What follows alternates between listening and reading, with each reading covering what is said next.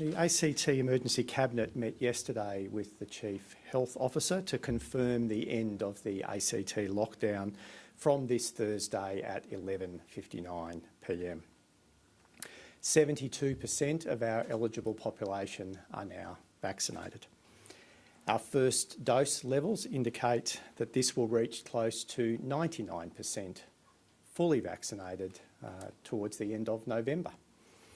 Our growing vaccination coverage will provide better protection for our community in the weeks and months ahead as the virus increases its spread throughout the community. Case numbers are expected to increase as restrictions are eased, but being fully vaccinated provides you with protection.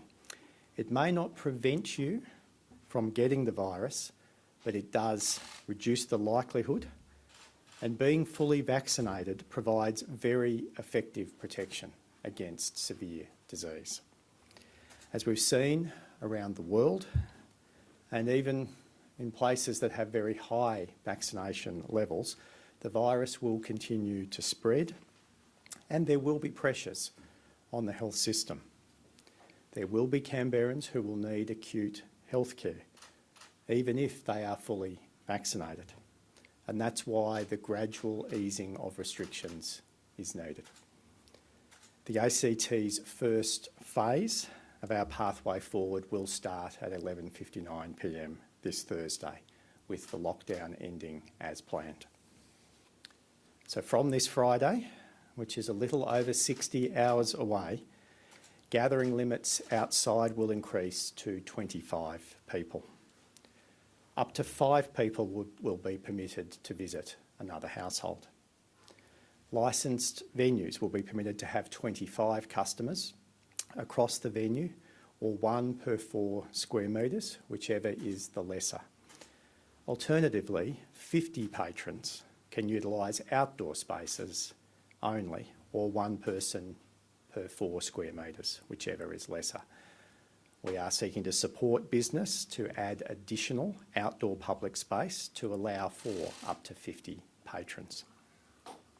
ACT hairdressers and personal care services can reopen with up to 5 clients at one time. Outdoor sporting team training can resume with up to 25 people in each outdoor space.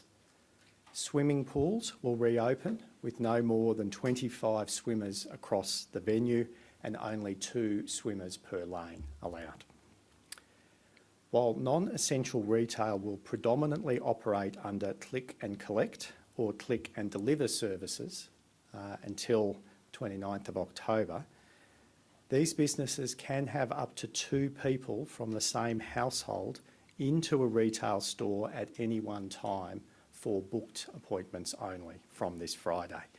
This is to allow activities like cars to be test driven and clothes and shoes to be tried on prior to purchase.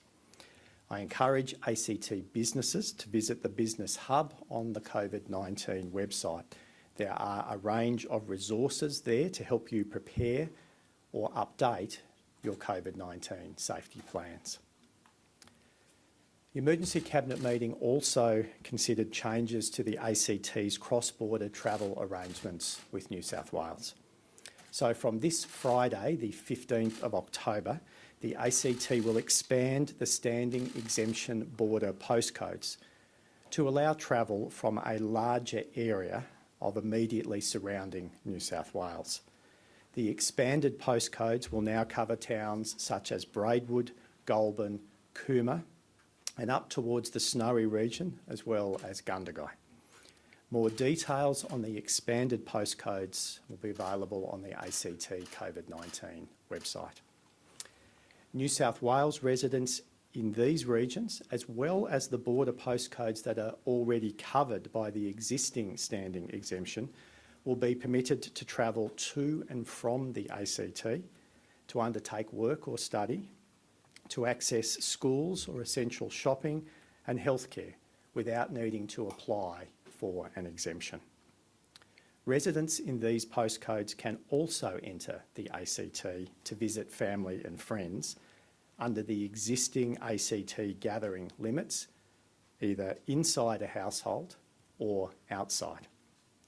Now, we understand that the New South Wales Chief Health Officer has provided a new notice that will result in stay-at-home orders no longer applying to New South Wales residents in these postcodes when they return home.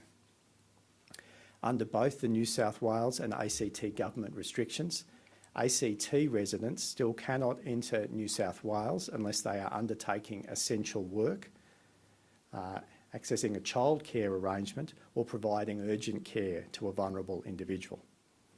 New South Wales also have a vaccination requirement that excludes unvaccinated and partially vaccinated people from travel and access to non-essential activities.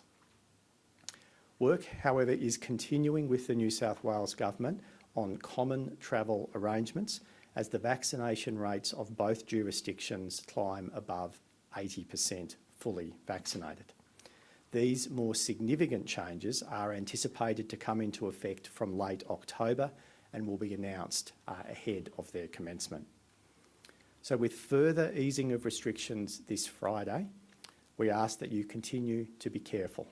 Keep wearing your masks indoors, keep checking into venues, keep washing your hands, doing all of the things that we've been doing for 18 months now to keep COVID safe.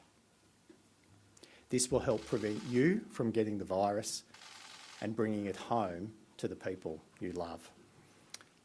Tomorrow, I can announce we will outline changes to the test, trace, isolate and quarantine arrangements that will apply and will be phased in over the coming weeks and months.